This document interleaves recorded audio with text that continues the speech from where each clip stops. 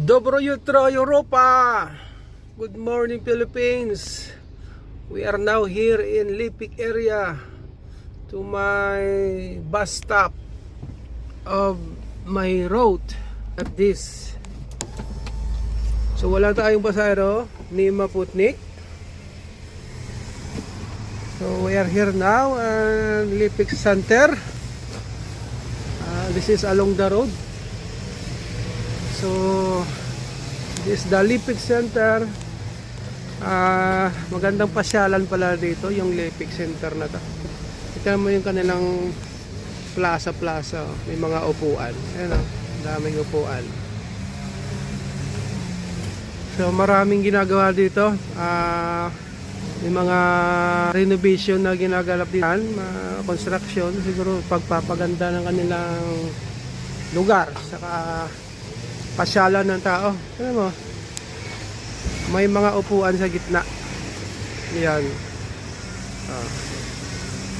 Saka ito, kulungan ng mga manggugulo dito. Yung bilog na yan, kulungan yan ng mga manggugulo dito. Joke lang yan mga kaibigan. Yan din yan ay upuan, pasyalan yan. So ito ang Lipik Center, sa katabi lang ito ng Pakrats na bayan. Bayan lang ito mga kaibigan. Parang kumbaga Talavera. So, yun yung mga ganyang mga establishment ng government yan. Andyan yung museum ng kanilang bayan. So, ito yung main road ng ating road papuntang Pakrats. Ito naman yung ating bus, Aurea bus. May naglilinis. So, mga kaibigan, our friends, so ang pamasahe rito sa ating bus galing dito Lipik, from Lipik to Pakrats, Pakrats to Lipik ang ating pamasahe nila. Ang pamasahe nila dito ay Yadan euro, 1 euro and 10 cent. Ang pamasahe rito ay Yadan euro. From Lipik to Pakrats, then Pakrats to Lipik, one ride is Yadan euro. Okay? Orido? Dobro jutro Europa. So ito ang line, float line. So line 6, line 3, and this time this is a line 2. 8:15 here in Lipik, going to Pakrats. So this is our bus, Aurea. This is owned and managed by Arriba Autotrans. So once again, one ride from Lipik, Yadan euro.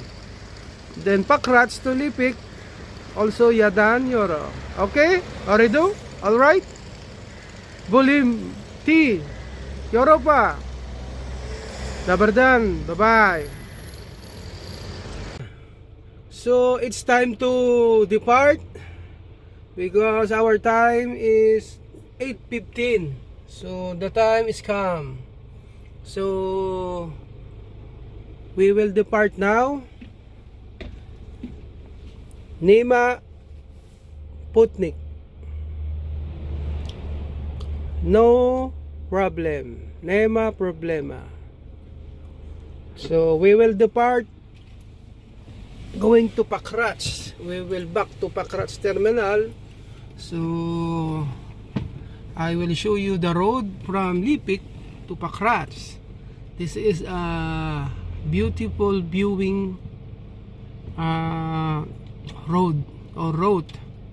They have a beautiful view over there, mountain and forest. Okay, so I will show you.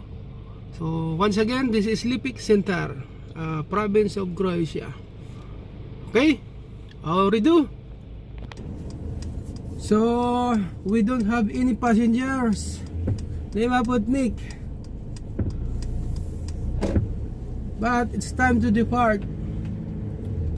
May pasahero man o wala, alis tayo mga kaibigan dahil meron tayong oras na sinusunod. Sa kabilaan. So ito ang Lipik Center.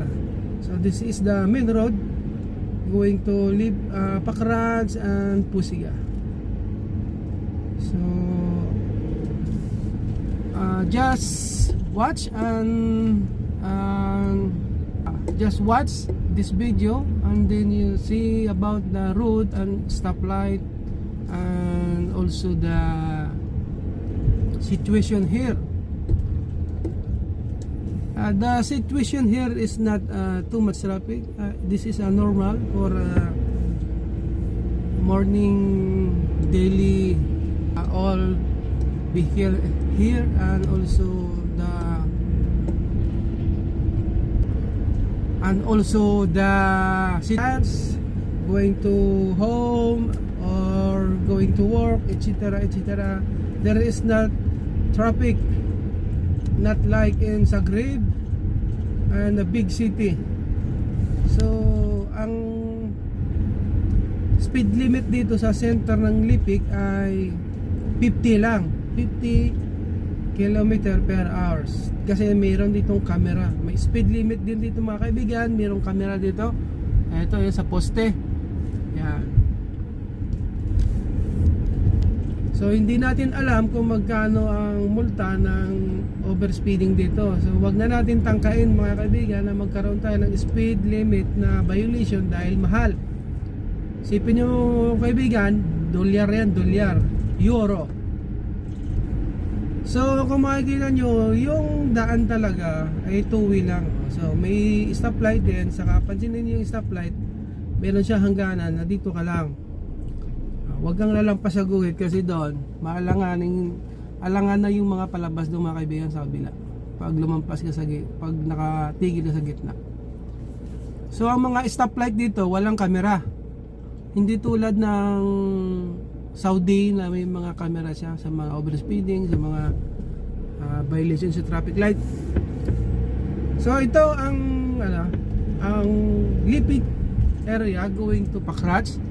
So yung mga bahay dito same structure and same design, mga bricks ang kanilang mga pader. Tapos mayroon din namang mga sinemento na pero bricks pa rin yan yung sa loob. So yung sa kanan natin, ito ay ang forest na kagubatan pero may kabahayan, kasi ang baba niyan, yan na yung center din ng Pakrats. So as you can see, hindi traffic dito, sarap magmaneho para ka na mamasyal. Just imagine na ikaw ay Torresta tayo dito mga kaibigan sa kanilang bansa. Kaya follow the rules and respect the local resident here in Croatia. That's why if you respect to the other, and you also the other respect with you. So as you can see, nakita nyo yung mountain, bundok. Yan na yung bundok ng Pakrats. So pababa tayo ng tulay. Pagbaba natin ng tulay niyang kaibigan, Pakrats na yan, center.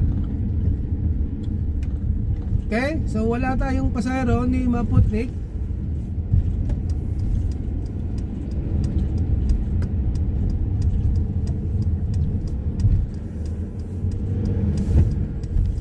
Maputnik, arriba ni Maputnik. So break time natin mamaya kaibigan, pagdating natin sa terminal, break time natin. Ang balik naman natin yan mamaya alas 10. Alas 10 ikot ulit tayo ng Lipik niyan. So ito mga kaibigan, mga kabayan na to ay Pakrats area na to. So tingnan yung mga bahay, walang pinagkaiba doon sa Lipik. Bakit kaya ganun, no? Why? The question is why?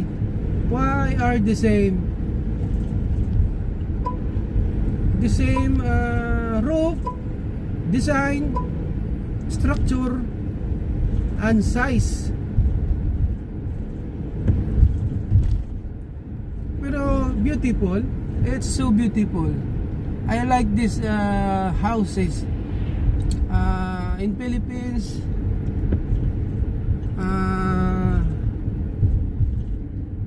This is what they call this in Philippines, bungalow. This is a bungalow type in Philippines. This is a solid.